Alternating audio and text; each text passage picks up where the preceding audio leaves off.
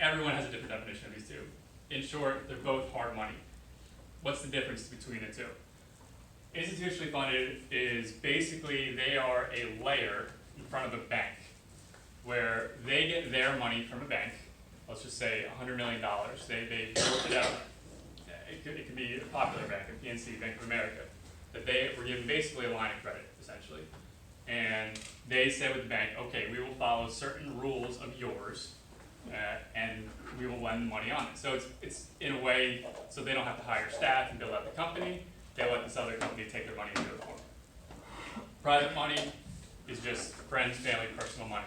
There's no regulation other than what the team decides. So that's the big difference. Now, what does that mean for you as a borrower? That means time and ease. Those are the two things that you will notice with these two. The thing with flips or buying and holding, the biggest thing you want to know as an investor is get in and get out. That is the most important thing for you making money. So you want to be as fast as possible. That's why this whole business exists, because banks at a conventional rate, they can't, it takes them months and months and months to approve your loan. So they set up these hard money companies that can do this in a month or two, hopefully less, but get you moving on your project, because you're trying to make a way of living out of this, right? You're trying to flip it in a year, within a year. So that's how they get around it. They set up hard money companies that are backed by them, and you have your private money. Now, this is my biggest selling point that I'll tell you guys. We can close in 24 hours. So if anybody's ever done a closing, you know how insane that is. Yeah. These guys just can't do it. Mainly because whatever you give them, even if they come in and say we're a no doc or a limited doc, that means documents, like actual documents.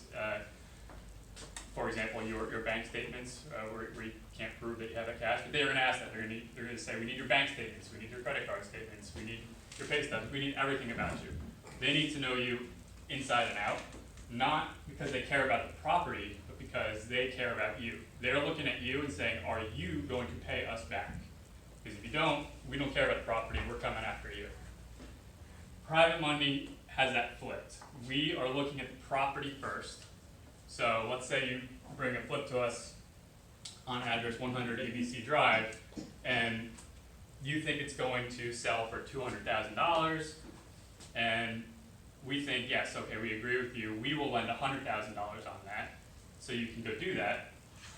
We are coming after the property first if things go wrong. We're not coming after you first. That's a very big difference between these two. We want to make our money off the property, whereas the banks want to make their money off of you. I'm on the private side, so I'm obviously biased. I would recommend private side if you're trying to protect yourself, because we're looking at the deal with you as if we are an investor. Banks are going to send an appraiser out. Appraiser is a person who just goes out, writes on their pen and pad, there's a nick in this corner, so that's minus $50. And then they're going to look at comps.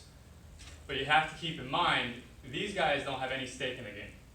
If they're wrong $20,000, $40,000, $50,000, they don't give a shit. Yeah, just to put it blunt, they don't care. We care if you're off if you're off $5,000, we care, right? Because this is our money that we're worried about losing. So it's called skin in the game. You'll hear that term with lenders. Not only do you ask for a down payment, but we like to know that everybody involved has something to lose here, because that means everybody's giving it their full attention. Banks say, you have 750 credit, I don't care about what this house is worth, you're going to pay me back. Because through their checks, they deem you as somebody who's going to pay them back.